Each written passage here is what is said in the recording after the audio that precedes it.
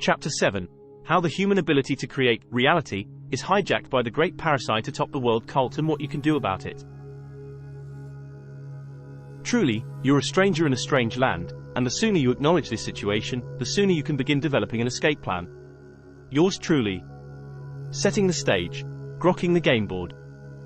The epigraph to this chapter, a self-quote lifted from the previous one, is a reference to the 1961 novel Stranger in a Strange Land, which is without a doubt a meditation on the world cult, with numerous hard-hitting revelations such as, man is so built that he cannot imagine his own death. This leads to endless invention of religions. This classic sci-fi novel, which ironically started out as a cult favorite, also coined the neologism, grok. This term can mean to innerstand, another neologism and a pretty good synonym.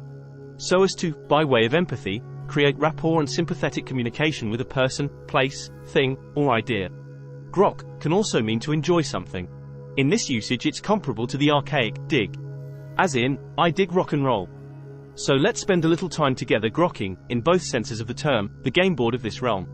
By game board, I mean the stage our so-called reality plays out on. We might imagine it to get the gist of something infinitely more complex, nuanced, and organic, as a holographic grid somewhat like what Tron and the Matrix present. Shakespeare's All the World's a Stage couldn't be more appropriate. As I've quipped on numerous occasions, it's technically a stage we're passing through, but it's a stage nonetheless. Contrary to what we're taught over years of cult indoctrination through the proverbial meat grinder known as education, think, the wall, as I touched on earlier in this ebook.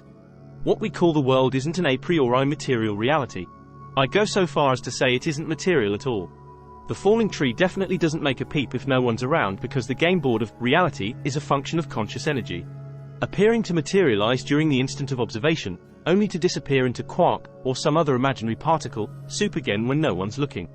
This is a critical point that needs to be emphasized, since ignoring it trips up many a would-be truther as he or she tumbles down the rabbit hole of thinking there's anything resembling objective truth or something irreducibly real in this warped funhouse of subjectivity and unreality. It's all in your mind. Get that straight or you don't get to pass go. Instead, you receive some serious jail time in YouTube, truther, hell, along with all your buddies likewise hoodwinked by the cult of materialism. My position, which I've maintained through numerous books and articles, is that, at least for practical purposes, the world doesn't exist outside our perception of it. This view is in alignment with the shamanic notion that we possess an assemblage point in our energy that temporarily, until the point moves to another location through accident, design, or death, crystallizes a seemingly real vision of a world, with ourselves at the center. I'm going all the way here, not merely paying homage to the primacy of consciousness while clinging to the illusion of materialism. So when I speak of an observer-based reality, know that this is where I'm coming from. Reality is a fabrication, something very much like a stage production, a piece of theater that, in ways that defy logic and make the situation truly difficult to grok, we're involved in directing, acting in and spectating, all at once. Postmodern literature and theory have zeroed in on the extreme subjectivity of reality for decades. But postmodernism is hardly alone in its assessment that the construct I'm calling the game board begins and ends with our paying attention to it while somehow, like a painter with a blank canvas, creatively projecting scenes onto it between this fake reality's bookends. Mixed metaphors duly noted.